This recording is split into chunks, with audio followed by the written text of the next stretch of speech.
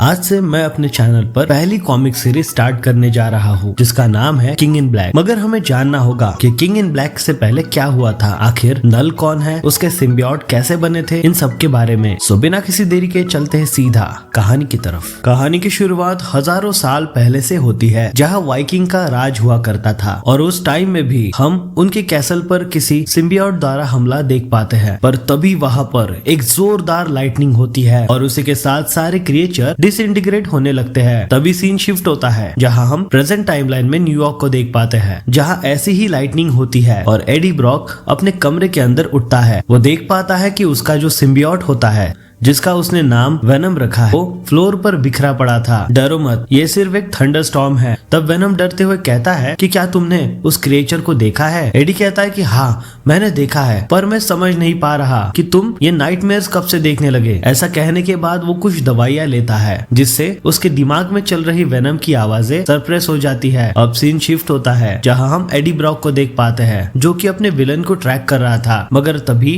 वहाँ पर कोई अनजान शख्स आता है जो अपने पास रखे डिवाइस से ही बस एक बटन दबाते ही वेनम को और एडी को एक दूसरे से अलग कर देता है। जब एडी की आंखें खुलती है तब वो खुद को बंधा हुआ पाता है और उसके सामने वही अनजान शख्स बैठा था। एडी उससे पूछता है कि आखिर तुम्हें क्या चाहिए और तुम मेरे पीछे क्यों पड़े हो? तभी वो बंदा कहता है क्या तुम इस सिम्बॉयड को वेनम कहते हो? क्या तुम्हें इसके बारे में कुछ चीजें पता भी है? तब एडी कहता है चुप हो जाओ। तो वो अनजान शख्स कहता है कि जितनी चीजें तुम इस सिम्बॉयड के बारे में जानते हो ना, उससे कई ज्यादा चीजें मैं जानकर भूल भी चुका हूँ। चलो मुझे ये बताओ, तुम जिस सिम्बियोट को वेनम कहते हो उसका असली नाम क्या है? तब एडी सोच में पड़ जाता है। वो आदमी फिर से पूछता है चलो बताओ इस सिम्बियोट की एज क्या है? क्या तुम्हें पता है कि तुमसे पहले ये सिम्बियोट किन लोगों से बॉन्ड कर चुका है? और वो ये भी कहता है क्या तुम जानते हो जब तुम इस सिम्बियोट को पहनते हो तो क्या तुम एज होते हो या नहीं? मगर एडी के पास इनमें से किसी भी सवाल का जवाब नहीं था। तब वो अनजान शख्स एडी को एक तस्वीर दिखाता है जिसके अंदर वो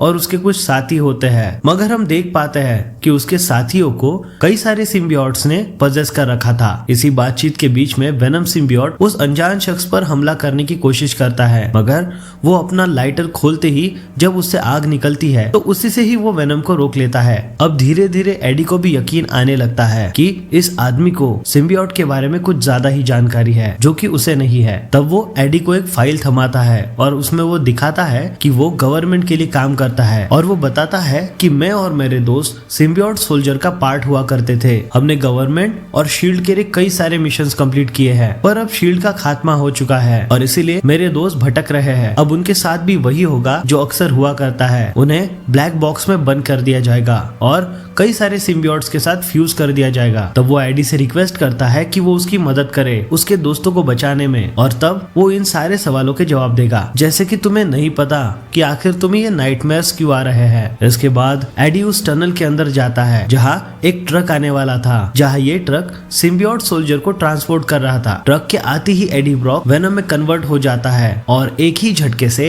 उस ट्रक को रोक लेता है। हर तरफ आग लग जाती है और ट्रक का पीछे का दरवाजा खुलता है जिसके अंदर से हम देख पाते हैं कि कई सारे सिम्बियोट्स बाहर आते हैं। ये कुछ लोग थे जो कि अलग तरह से दिख रहे थे जैसे कि इन्हें पजेस किया गया हो। उनमें से एक सिम्बियोट कुछ अलग लैंग्वेज में बातें करता है और वो बातें एडी समझ नहीं पाता मगर जब वेनम उसकी बातें सुनता है तो वो काफी डर जाता है और वो एडी को फिर से इंसानी रूप में वापस लाता है। वेनम भी उनसे अपनी भाषा में बात करता है मगर उनमें से एक सिम्बियोट एडी पर हमला कर देता है और वो अपना स्पीयर एडी के दिल के आर पार कर देता है। एडी अब बेहोश हो जाता है और वो सिम्बियोट सोल्जर अपने ट्रक की तरफ वापस चले जाते हैं। तभी एक बहुत बड़ा धमाका होता है और वो सारे के सारे सोल्जर ढेर होकर मारे जाते हैं। एडी को सेंस हो चुका था उस ट्रक में और कुछ तो भी चीज थी जो वो देख नहीं पाया और तभी हम देख पाते हैं कि वो चीज और कोई नहीं बल्कि एक सिम्बियोट ड्रैगन था जो उस ट्रक में से उड़कर आकाश की तरफ जा रहा था। एडी जो कि बहुत घायल था वो वेनम से पूछता है कि वो कौन सी लैंग्वेज थी, आखिरकार उनका कहना क्या था। वेनम कहता है कि वो एक एंशिएंट लैंग्वेज है जो सिम्बियोट्स एक दूसरे से बातें करने में यूज करते हैं मगर वो लैंग्वेज मैंने हजारों सालों से नहीं बोली, लेकिन उसका मीनिंग था कि गॉड आ रहा है। अब हम देख पाते हैं कि वेनम एडी ब्रॉक के हर एक बॉडी पार्ट को फिर से रीजनरेट कर रहा था, उसे हील कर रहा था। अब इसके बाद वेनम उस अनजान शख्स के पास जाता है जिसने उसे एक काम सौंपा था। वो कहता है कि तुमने मुझसे झूठ कहा, तुमने मुझे ये नहीं बताया कि उस ट्रक में और भी कोई चीज है।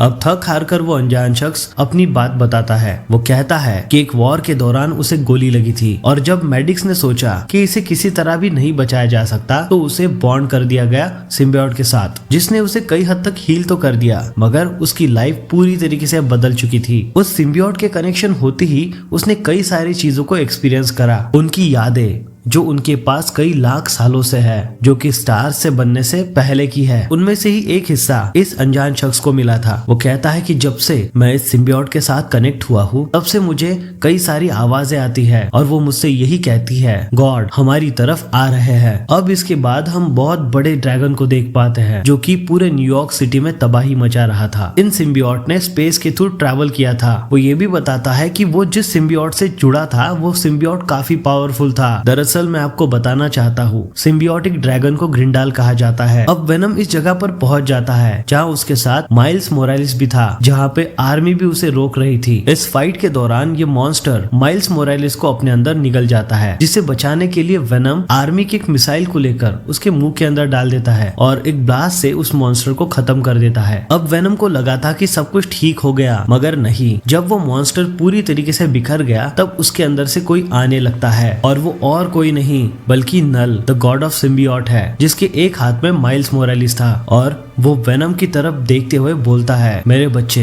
क्या ये तुम्हारे साथ है। तब वहाँ पर हेलीकॉप्टर आता है जो नल के ऊपर हमला कर रहा था। तब उस मरे हुए ग्रिंडाल के एक हाथ को तैयार करके उस पूरे हेलीकॉप्टर को नल पिचका देता है। तब वेनम नल के ऊपर हमला करता है मगर उनके हमलों का वेनम पर कोई असर नहीं हो रहा था। नल कहता है कि तुम मेरा कुछ भी नहीं बिगाड़ सकते क्योंकि मैं यहाँ पर हूँ ही नहीं, ये मेरा प्रोजेक्शन है। ये बात सुनते हुए भी वेनम नल पर अटैक करता रहता है। तब नल कहता है बहुत हुआ और वो अपने एक ही हाथ के इशारे से वेनम को एडी की बॉडी से अलग कर देता है। वो वेनम की तरफ देखते हुए कहता है मेरे बेटे तुम्हें आखिर क्या हो चुका है। और उसके ऐसा बोलते ही वेनम धीरे धीरे नल की तरफ जाने लगता है। नल कहता है कि तुम्हें यहाँ पर बहुत टाइम हो चुका है, तुम्हारा होस्ट तुम्हें अच्छे से ट्रीट भी नहीं करता, वो लोग तुम्हारी आवाज को दबाने के लिए दवाइयाँ लेते हैं और अब तुम इन्फेक्टेड हो चुके हो ह्यूमैनिटी से। ये देखकर एडी ब्रॉक जोर से चिल्लाता है आखिर तुम हो कौन। तब नल उसका गला दबाते हुए कहता है I am Knull the god of symbiote. जब नल उसका गला दबाता है एडी ब्रॉक को पूरा का पूरा नल का ओरिजिन दिखाई देता है कि आखिर ये कौन है। तो चलो अब हम भी देखते हैं। नल द गॉड ऑफ सिम्बियोट अंधेरे से भी पहले हुआ करता था, जब हर तरफ डार्कनेस ही डार्कनेस था, लाइफ का कोई एग्जिस्टेंस ही नहीं था, तो हर तरफ बस नल ही राज करता था। पर इसके बाद एक जंग शुरू हो गई सेलेस्टियल और नल के बीच में, क्योंकि सेलेस्टियल वो लोग हैं जिन्होंने स्टार्स, गैलेक्सीज और कई सारे मल्टीवर्स को बनाया है और उनसे उत्पन्न होने वाली जो रोशनी है उस कारण नल की डार्कनेस कम होने लगी और वो धीरे धीरे कमजोर हो रहा था। और तब नल ने डिसाइड किया कि वो इन सेलेस्टियल को खत्म करके रहेगा। तब सेलेस्टियल से लड़ने के लिए उसे कोई हथियार चाहिए था और इसीलिए उसने अपने ही शरीर से कुछ हिस्सा निकालकर एक सॉर्ड को फोर्ज किया। वो लगातार उस सॉर्ड को फायर और हैमर से कई सालों तक फोर्ज करता रहा और यही सॉर्ड इस पूरे ओमनीवर्स का पहला सिम्बियोट थी। और इसीलिए इसके बाद जो भी सिम्बियोट बने वो फायर और हैमर की साउंड से यानी वाइब्रेशन से काफी डरते थे। और इसके बाद शुरू होती है जंग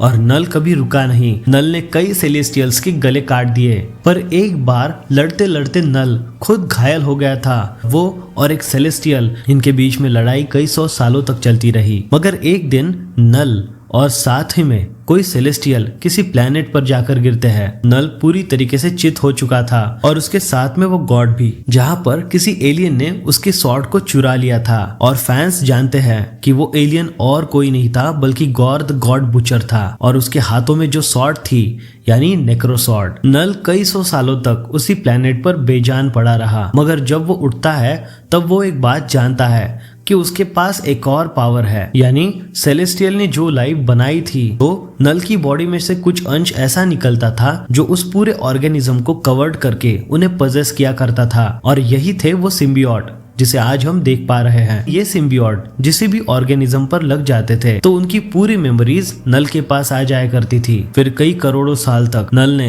अपने सिम्बियोट्स को जन्म दिया और कई प्लैनेट्स, कई गैलेक्सीज पर छोड़ दिया ताकि वो उनकी नॉलेज को हासिल कर पाए। वो क्रिएचर पूरे मल्टीवर्स में स्प्रेड हो गए और नल ने अपना खुद का हाई माइंड बनाया जिससे किसी भी प्लैनेट पर हो रही गतिविधि वो जान पा रहा था। इन ड्रैगन्स ने कई सारे प्लैनेट्स पर जाकर कई सारे सिविलाइजेशंस को खत्म कर दिया था और कहानी की शुरुआत में हमने देखा था कि उनमें से ही एक ड्रैगन अर्थ पर आया था जब वाइकिंग्स का राज हुआ करता था और तब जाकर वहां पर आता है Thor, the god of thunder. उसकी एक ही थंडर स्ट्राइक के कारण वो ग्रिंडल डिसइंटीग्रेट हो गया था, मगर नल के लिए बुरी बात थी क्योंकि आज तक उसने जो अपना नेटवर्क फैलाया था, बस थॉर की एक थंडर स्ट्राइक की गूंज इतनी ज्यादा थी कि उसका पूरा हाई माइंड अब टूट चुका था। उसका संपर्क टूट चुका था पूरे सिम्बियोट के साथ। यानी अब इन सिम्बियोट पर नल का राज नहीं चलने वाला। वो अपनी सोच सोचने लगे और वो हर तरफ फैल गए। उनको एक बॉडी की जरूरत पड़ने लगी और तब से उन्होंने होस्ट चुनना स्टार्ट कर दिया। इन लाइफ के साथ बॉन्ड करते करते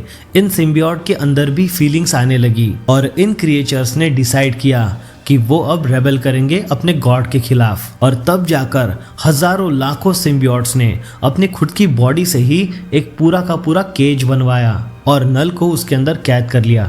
और ये केज और कोई नहीं बल्कि सिम्बियोट का खुद का प्लेनेट है जिसे क्लिंटार कहा जाता है और उनकी लैंग्वेज में क्लिंटार का मतलब होता है केज। तब नल बताता है कि इन सिम्बियोट्स ने मुझे नहीं मारा क्योंकि मुझे मारते ही ये सिम्बियोट्स यानी मेरे बच्चे खुद मर जाएंगे, लेकिन देखो ना, मैं अब जल्दी ही आजाद होने वाला हूँ और तब जाकर मैं अपने अधूरे काम को पूरा करने वाला हूँ। और इसकी शुरुआत होगी अर्थ से। जब नल ये सारी बातें एडी ब्रॉक को बता रहा था तब माइल्स मोरालिस को होश आता है और वो एक जोरदार मुक्का नल के मुंह पर रख देता है और जिस कारण एडी भी नल के चंगुल से छूट जाता है। एडी और माइल्स रियलाइज करते हैं कि वो अभी खुद ड्रैगन के पेट के अंदर है। तब वो जैसे तैसे पेट को काटकर बाहर की तरफ आते हैं और उन्हें पता चलता है कि वो जमीन पर नहीं बल्कि आकाश में है क्योंकि वो ड्रैगन उड़ रहा था। दोनों ही बहुत ज्यादा पैनिक करने लगते हैं, मगर इसी सिचुएशन में वेनम अपने खुद के विंग्स भी बनाना सीख जाता है। इसके बाद एडी माइल्स को सेफली जमीन पर लैंड करके वहां से चला जाता है। तब एडी वेनम से पूछता है कि आखिर तुमने विंग्स बनाए कैसे? तो वेनम कहता है कि जब वो हाई माइंड से जुड़ गया था तो उसकी लाखों करोड़ों साल पुरानी यादें ताजा हो गई थी और उसने कई नॉलेज इकट्ठा कर ली और उसी कारण उसने विंग्स बनाना और कई सारी चीजें सीख ली। अब एडी गुस्से में उसी अनजान शख्स के पास जाता है जिसने उसे इस सिचुएशन में फंसा दिया है। वो बस जानना चाहता है असली सच। तो एडी अपने हाथ को स्पीयर में कन्वर्ट करता है और उस आदमी का पूरा भेजा खोल के रख देता है और तब जाकर रिवील होता है दरअसल वो कोई और नहीं बल्कि खुद एक सिम्बियोट होता है। तब वो सिम्बियोट कहता है कि उसका होस्ट कई सालों पहले मर चुका है और उसने एडी की मदद इसलिए मांगी क्योंकि नल को रोकना जरूरी है। अगर ये ड्रैगन और ये प्रोजेक्शन जिंदा रहा तो वो नल को आजाद कर सकता है। इसके बदले में वेनम भी उससे मदद मांगता है कि तुम मुझसे फ्यूज हो जाओ, तब हम मिलकर उसे रोक सकते हैं। तब ये दोनों फ्यूज होकर किसी इन्वेंट्री में आकर पहुंचते हैं जहाँ कई सारे वेपन्स थे। तब एडी इन सारे एडवांस वेपन को अपने साथ लेता है और उस ड्रैगन और नल के प्रोजेक्शन को ढूंढने के लिए तैयार हो जाता है। एडी खुद वेनम से कहता है कि तुम्हें उस हाइव से कनेक्ट होना होगा, यानी जब वेनम खुद हाइव से कनेक्ट होगा तो उसकी लोकेशन एक्सपोज हो जाएगी और नल उसे ढूंढता हुआ उसके सामने आ जाएगा। और ऐसा होता भी है। जैसे ही वेनम हाइव से कनेक्ट करता है तब वो बड़ा सा ड्रैगन यानी ग्रिंडाल वहां पर आ जाता है और नल और वेनम के बीच में काफी खतरनाक फाइट होने लगती है। वेनम अपने हथियारों के जरिए उस ग्रिंडाल को तो मार देता है मगर नल को मारना इतना भी आसान नहीं था। तब जाकर वेनम को एक बात पता चलती है कि आखिर नल का प्रोजेक्शन ये सब क्यों कर रहा है, क्योंकि नल के प्रोजेक्शन में इतनी पावर नहीं कि वो खुद को रिलीज कर सके। इसीलिए उसे अपने पावरफुल बच्चों को एब्जॉर्ब करना होगा और इसीलिए वो सबसे पहले वेनम के पीछे ही पड़ा है। और इसी बात को एडी ब्रॉक एक ट्रिक की तरह यूज करता है। वो ऐसा दिखाता है कि वो हार चुका है और वो अपने आप से वेनम को हटा देता है, पर असलियत में वेनम नल की बॉडी में कई सारे बॉम्ब्स को इम्प्लांट कर देता है और वहां पर बहुत बड़ा धमाका होता है जिस कारण उसका प्रोजेक्शन काफी हद तक खत्म हो जाता है। उसकी बची कुछ पावर्स को वेनम और एडी मिलकर एक फर्नेस में डालकर खत्म कर देते हैं। इन सारी घटनाओं के बीच में वेनम भी अब मरने लगता है, पर अभी भी वो एडी की बॉडी के अंदर मौजूद है। तो दोस्तों ये थी किंग इन ब्लैक की पहले की स्टोरी, यानी इससे पहले क्या हुआ था, नल कौन था, इन सब चीजों का आंसर आपको मिल चुका होगा। मगर स्टोरी यहाँ पर खत्म नहीं हुई, स्टोरी अभी तो शुरू होने जा रही है। मैं जल्द ही किंग इन ब्लैक का पहला इशू आप तक लेके आऊंगा। तो बाकी मैं मिलता हूँ आपको अगली वीडियो के साथ में, तब तक के लिए साइनिंग ऑफ।